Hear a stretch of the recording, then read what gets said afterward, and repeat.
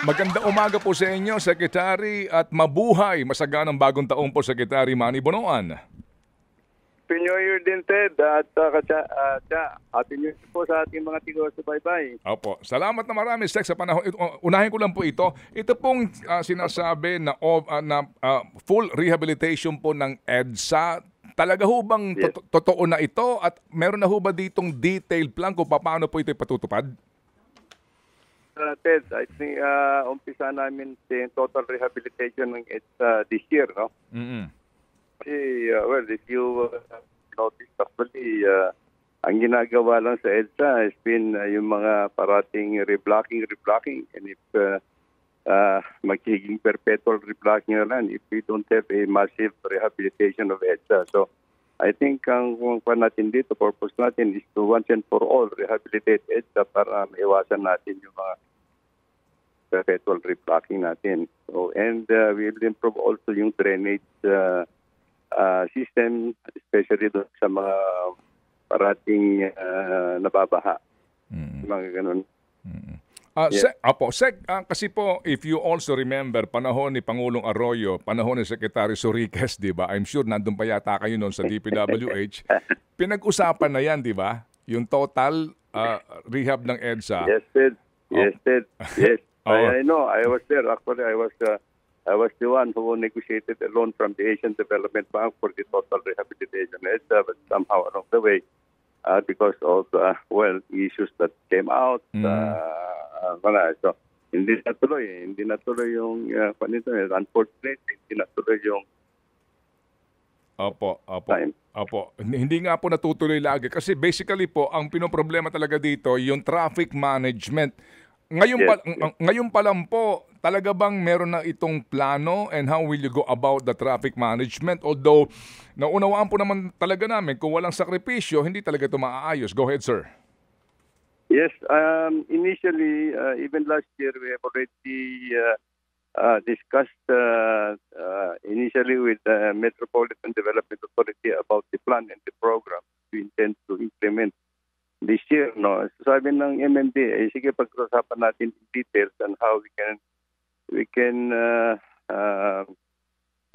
implement a traffic management that least disturbance of traffic. So, ito yung we will put it into we'll discuss this again with them in details para may layout namin kung ano yung traffic management plan nagagawin namin, Ted. Dito sa pag-rehabilitate ng EDSA.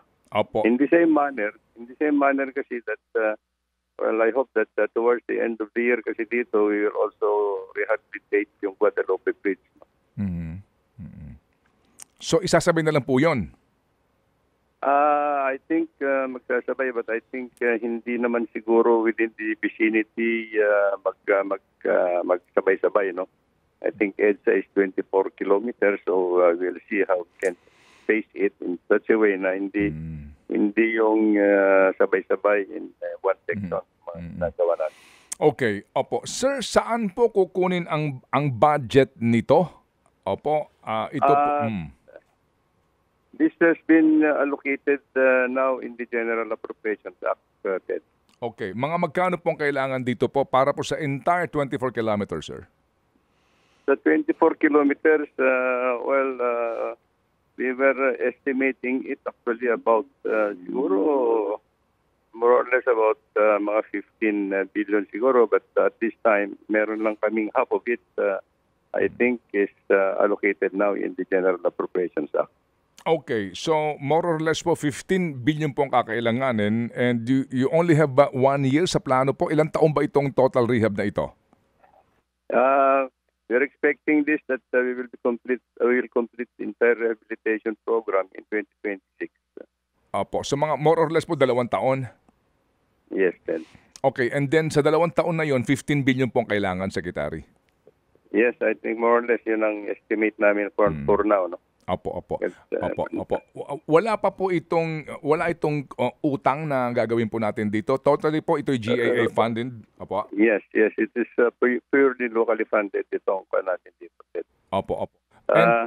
We have actually sounded off actually with Japan International Cooperation Agency, but it's taking some time kasi marami pa rin sila pinupuntuhan. So I think sabi namin we might not be able to implement anything before the end of the term of the president if we are going to wait for yung mga ODA financing at this time. Opo. Sir, dito ho, pati na ho itong mga underpass na makikated, magkakaroon ho ba ng redesign dyan? Para po, kasi ngayon, ito ho yung mga choke points sa EDSA Oo nga. Yung mga underpass natin kasi, we will repave it, but I think we will not be able to widen it up. But ito yung mga, I can understand, ito yung mga bottlenecks because even yung mga flyovers and yung mga tunnel sections natin kasi inoko pa rin yung busway ng isang lane. And I think this is something that we probably will have to discuss how we can manage actually yung because it's not designed. It's 3 lanes lang yan. And it's not designed actually to cater only for 2 lanes. Actually yung mga traffic. Opo. Meron na ba kayong specific na buwan kaya ngayong taon kung kailan talaga magsisimula ito at saang part ang unahin? It's now underway yung namin, Ted, yung ground investigations namin dito sa EDSA. And we are looking at actually yung mga areas na critical kasi gagawin po namin dito yung mga dating nire-reblock and sa mga concrete pavement na in distress now, we'll rehabilitate them muna bago namin latagan ulit ng riding surface na asphalt para maging smooth yung entire width of EDSA will be overlaid with a new type of asphalt para maging matibay. Opo, new type of asphalt. Kasi nga po nung panahon po ni Secretary Soriques, na-interview ko din siya Yan nga ang plano dyan aayusin yung base, pagkatapos magkakaroon ng asphalt overlay para pong expressway na ang dating, di po ba? Yes. Almost the same. Opo. Pero, almost the same. paano po ngayon dyan kung sakasakali, magkakaroon na po talaga ng way bridge sa mga entries ng EDSA para po naman hindi daanan ng mga overweight na mga trucks? Oo, I think hindi ba yung natin dito is nakapan yata naman yung mga trucks to pass along EDSA. But I think I have observed also that sa gabi o sa madaling araw dinadaanan pa rin Anyway, sige po. So kami po ay katuwang ninyo sa anunsyo po dito kung paano po ang traffic management. Meron na ba kayong preparatory meeting with MMDA dito, sir? Sa traffic management? Yes, we are in the process now of arranging actually yung to lay out actually yung traffic management. So I think we will let you know kung ano yung mapagkayarihan naming traffic management. Ang tinitingnan ko rito, most of the work that can be done actually siguro during night time or during yung weekends and things like this. We'll soon be starting actually yung mga ganong klaseng schedule para hindi masyadong ma-disturb yung traffic natin. And we'll be using actually yung sa concrete pavement naman natin, I have directed yung mga tao namin that we will be using yung mga 3-day concrete pavement schedules para mas madali yung pag-settle ng concrete natin. Opo, sige po. Sir, ito lang po, sandali lang po, maiba lang po ako. Yung pong 288 billion na bawasan na po doon sa veto ni Presidente, yun, ang natira po, 262 billion. Ito bang kabuuan na ito, meron na po itong detalyado na mga proyekto kung saan gagamitin yung pera? Meron naman yung listahan namin, Ted, yung because these are all line items, line item projects in the General Appropriations Act. But I think the rest of these new line items, na yung balance nga na 288 billion, magsasagawa ng DBM in coordination with the DPWH on the guidelines on how we are going to process because this will be needing clearance from the Office of the President. Okay. So, kasi po magkakaroon ng election ban, ano ho? So, ang mga release po, Yes. ang release ng SARO nito, lahat dadaan sa Office of the President? Yes, clearance. Opo, clearance para Clearance. sa release. Opo. Clearance from the Okay, sige po. Sec, sorry po, I just have to get your side dito po sa naging panayam namin kay Mayor Magalong. Siya daw po ay nakipagkita na ho sa inyo one time at binabanggit nga dito yung kanyang obserbasyon tungkol doon sa umano ay overpriced na presyuhan sa ginagamit po sa ilang proyekto ng DPWH. No? Halimbawa, Sec, di ba ito yung natanong ko sa inyo dati, yung roller na nakikita natin, papunta ka ng Baguio? Yeah. Yes, Oo. Yan ho ba'y pinapayagan talaga ho ninyo? Nakita ko na yan, Ted, actually, and I have actually issued dito na I think na nagawa na ito ng mga nakaraang pang taon, and I have gone to stop actually the use of this kind of yung mga road safety devices. No? Tingin ko lang, it's very exorbitant naman yung mga ganong klaseng rollers na nilalagay dyan. Very exorbitant. Sabi po ni Mayor, 121,330 yung presyo doon po sa gobyerno per meter. Pero 20 mil lang daw po ang kanila pong pag-check. No? May sinasabi siyang kanila pong source din nung naturang materyales. So, you agree na masyado pong mahal ito, Secretary? Right. Sa akin lang, personally, I think I find it a little way too much actually. So that's why I have we stop the use of that kind of road safety device. Okay. So sa inyo pong administrasyon, wala na pong gantong bago pa na itong ginagamit? Yes. Hindi ko kanyan na pinapayagan niya. Okay. Opo. Sec, yung pong rock netting dito po sa proyekto po sa Quezon Road, ang sabi din po ni Mayor, 25,000 per square meter daw po ang presyo ng contractor sa DPWH habang ang talagang presyo niya 4,300 lang. Ganun din yan, Ted. I think as early as last year I have issued also a department order restricting the use of rock netting. Rock netting is a technical measure actually to prevent erosion if it is done properly. There are times that you have to use actually rock netting naman. So I have issued a department order that restricting the use of rock netting, and ang kwan ko dito is any project that would require rock netting would be technically evaluated. It has to go through the Bureau of Design of the department, and I have to approve it myself.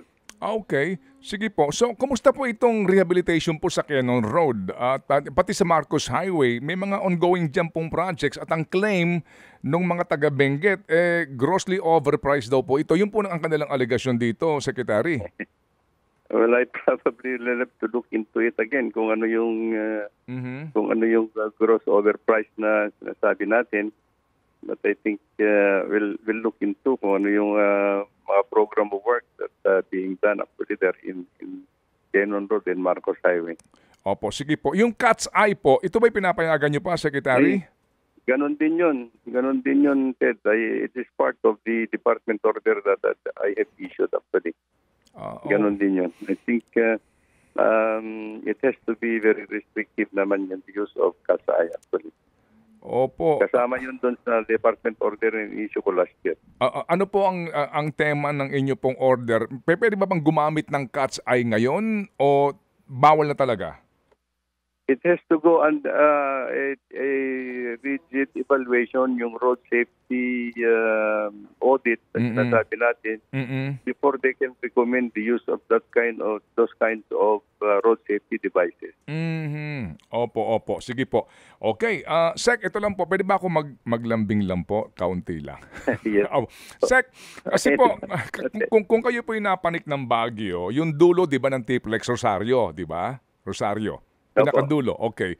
Opo. So, pag kumanang ka, Quezon, pag dumiretso ka, Marcos, pag kamaliwa ka, La Union.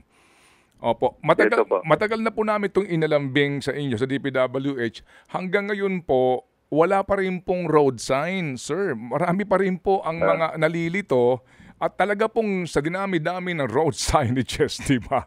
Ito po na importanteng lokasyon, yung junction, walang road sign para po turuan ng mga motorista. Papanik po ng Baguio, Secretary. Ay, ganun ba? Yeah, okay. Ted, I will, kung sa amin yon, I think we can do directional signs yan. Pagka, okay, unless na it is within, sana nga, it is still within the one of the expressway. Hindi po, hindi na po sir eh. Sa inyo na po ito, yung junction. Lagpas na po sa jurisdiction po ng SMC ito, ng TPLEX. Ay, okay po.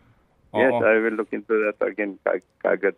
Opo. Yung junction mismo, rotonda yan. Dati po kasi nakakatawa nga dahil plywood lang na pininturahan to Baguio nakalagay. Para bang walang pera ang gobyerno.